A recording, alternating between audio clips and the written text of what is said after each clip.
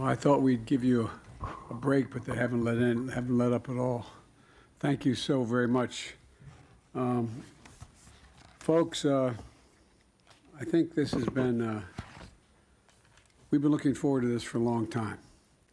And it's wonderful to welcome you all for the first time together, leaders of the Pacific Islands and Washington. You know, the summit honors a deep history that our nations share, and a long-standing trade, diplomatic relationships, and a shared fight to defend freedom.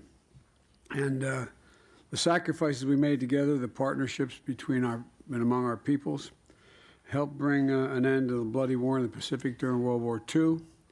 And recently, we honored the 80th anniversary of the Battle of Guadalcanal at a memorial in the Solomon Islands.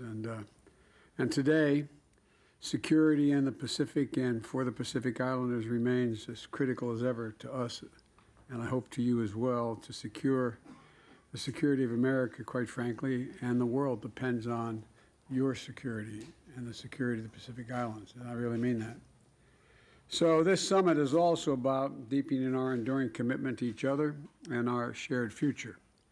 Our commitment to tackling the climate crisis, which threatens all of us.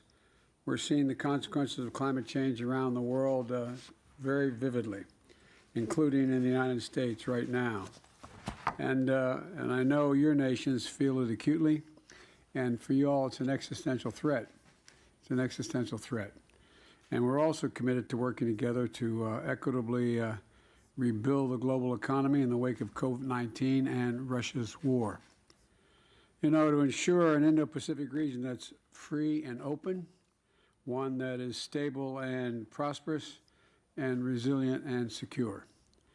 A great deal of the history of our world is going to be written in the Indo-Pacific over the coming years and decades, and the Pacific Islands are a critical voice in shaping that future. And that's why my administration has made it a priority to strengthen our partnership with your countries and with the Pacific Islands Forum. I was honored to be the first U.S. president to address the forum last year, and Vice President Harris shared our vision for cooperation with the Pacific Islands Forum at your leaders' meeting. This year, we also launched the Partners in the Blue Pacific Initiative. Kind of poetic, isn't it? The Partners in the Blue Pacific, but it's an initiative we really care about.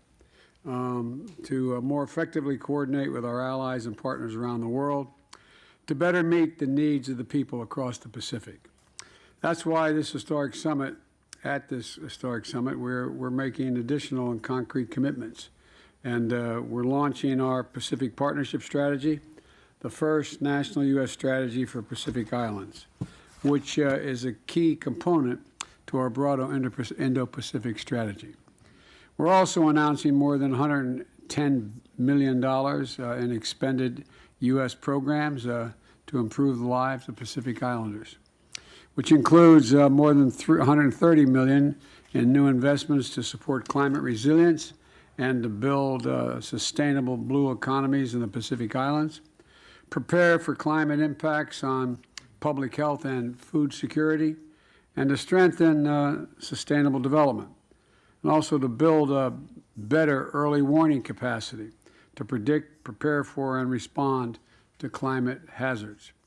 This is going to build on approximately $375 million in climate programs we currently have in the region.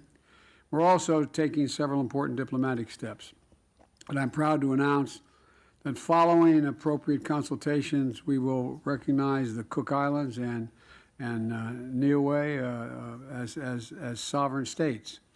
And we look forward to successfully concluding negotiations for a compact free association with three of our closest partners in the region, the Federated States of Micronesia, the Republic of the Marshall Islands, and the Republic of Palau. The United States is committed to consulting with all of you and engaging collaboratively at every turn, because it's very much in our interest as well as I hope yours. That's what this summit is all about.